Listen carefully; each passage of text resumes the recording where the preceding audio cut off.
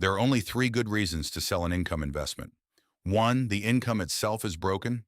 Two, the reason you bought it is gone. Or three, you need the money. That is the entire list. And notice what is not on it. The price went down is not on the list. A bad quarter is not on the list. Somebody on the internet got scared is definitely not on the list. In the next 4 minutes, I will show you how to tell the difference and the one move most people never think to make. Reason one, the income is actually broken. Not wobbling broken. That means the payout got cut, or the company is funding the dividend with debt instead of profits, or the fund is quietly returning your own capital and calling it income. Those are structural problems. The thing you bought this for, the income, is no longer being produced the way it was. That is a real reason to leave. Reason two, and this is the one people miss. You bought it for a specific job. Maybe it was steady dividend growth. Maybe it was high monthly income.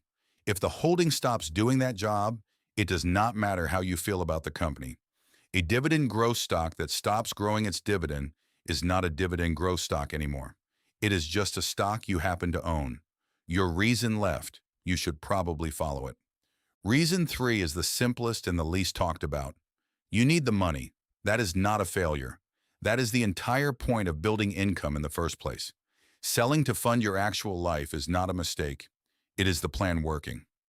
Now the other side, the price dropped is not a sell signal by itself. Income investing means you are getting paid to hold through exactly that. 1 weak quarter is not a sell signal. A scary headline is not a sell signal. And here is the uncomfortable one.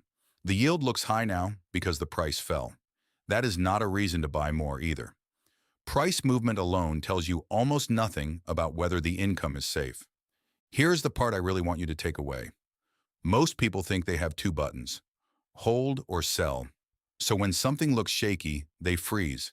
Because selling feels drastic and holding feels irresponsible. There is a middle step. Stop reinvesting that holding's dividends.